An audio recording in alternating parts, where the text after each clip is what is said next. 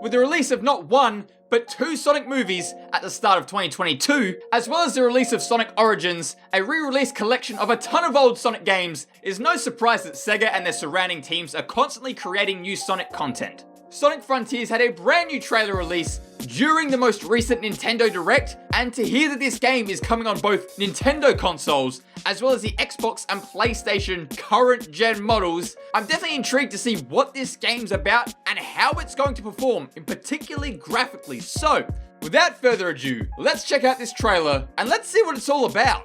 Here we go. Spin dash into what do we got, zone. Nintendo? Sonic's latest action adventure kicks off on the vibrant Starfall Islands, home to a mysterious civilization. I gotta admit, here you can freely dash through a vast the game does look zone, pretty cool, taking full advantage of Sonic's speedy skills. It does look very nice indeed, but lock on and attack. Okay, we're gonna get Sonic combat, chain together attacks in the open world, rack up damage.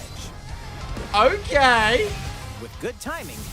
And we're getting reflections on here. Acquire skills to bolster Sonic's arsenal. Okay, Sonic. Cool animations. I'm liking it so far. You can also enter a special zone called cyberspace. Hey, yo, what? Take on challenges at supersonic speed. Okay, like an old Sonic universe in here too. Keys to progress. Man, just the lighting for this. My goodness. What awaits Sonic on these I don't know. Journeys? But I'm Sonic definitely dashes onto Nintendo Switch. Intrigued to find out indeed. Oh my goodness. So that is the Sonic Frontiers trailer from the most recent Nintendo Direct. Now, the question I do have here is graphically. So, it's Post-Production Pro here, and after doing a bit of editing on this video, I just want to give you guys a little update. Now, as a part of the reaction, a big segment of the video was me actually discussing how much I liked the graphics of this trailer and how cool I thought they were. And don't get me wrong, I still think there are some really cool graphical aspects of this game, and that the game has a lot of potential. However, after going back and checking out the trailer again in post-production, there are definitely a number of issues I noticed within the trailer. For example, at the start of the trailer, Sonic's dashing through this walkway, and you can see the graphics popping in and out during the trailer. And then not long after, during the first fight Sonic is in, you see the particle effects and they just look of quite low quality. You can definitely see the limitations of the console. All that being considered, especially when playing in handheld mode on the Nintendo Switch, I don't think the graphics are going to be as drastic as they do appear in this trailer, and the graphics aren't going to take you out of the game altogether. But yeah, I just want to make that quick update because I did spend quite a bit of time talking about how much I like the graphics in the original recording of this video, and going back seeing it all in editing, I figured I just want to make a little update, knowing that in post-production, I didn't really like the look of it as much. However, in saying that, let's get back to original Timeline Pro, shall we?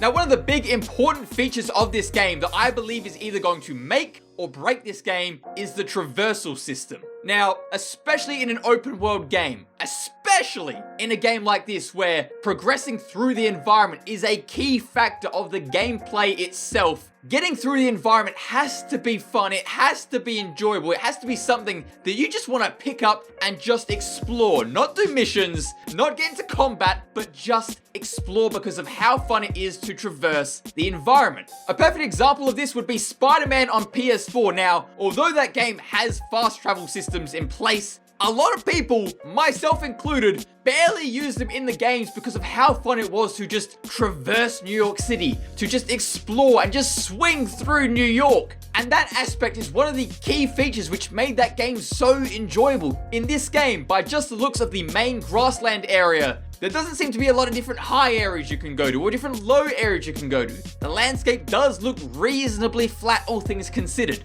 Now, of course, there is that other portal dimension which looks absolutely cool and definitely a fun thing to explore indeed. But I'm also curious, in an area like that, are they just going to make you stick to a very linear path? Because if so, I think that is going to take a lot of the fun and enjoyment out of this game. However, if they can do what Insomniac Games did and have this game be fun to traverse, that is definitely going to be a big leg up in whether this game is going to be a successful, iconic Sonic game. And one last thing that I think is going to be very important to this game too is the combat. Now, yet again, going back to Insomniac Games because what they did with the Spider-Man series, but the combat in that game was so fluid, so fun to just go into a big brawl, hit your combos, your left, right uppercuts, your haymakers, your web attacks, and to just, even though the gameplay felt reasonably repetitive, because of how satisfying the combos were. Once you pulled off a set of moves, you strung them together, you felt like a boss indeed. In this game, I think that is going to be yet another extremely important component to whether this Sonic game is going to be an iconic game to remember for years to come, or just another Sonic game. Overall, this trailer looks pretty cool. Seeing open world Sonic in a Breath of the Wild style world looks pretty cool. Some of the environments they have and some of the lighting textures, the reflections are looking absolutely beautiful. But at the end of the day, if the gameplay doesn't feel fluid, if the gameplay doesn't just feel fun to constantly go back to traverse the area, to have fun constantly going back into the combat with the combat system, then I think that is going to be the big determining factor as to whether this game is going to be a huge success or just another Sonic game. So that is our video checking out the trailer for the game Sonic Frontiers. I really hope the team at Sega and the Sonic team behind this game really dial in on the traversal features and the fighting mechanics for this game, because if they can nail that, this game, from what we've seen so far, looks like it could be pretty cool. And I hope it's pretty cool because I think the Sonic franchise over recent years has not been as iconic as it used to be. So I hope this game is a huge success to be another amazing game out on the gaming market for us to go check out. What did you guys think of this trailer? Don't forget to like, comment, and subscribe. We're trying to grow our community. Road to 1K is underway.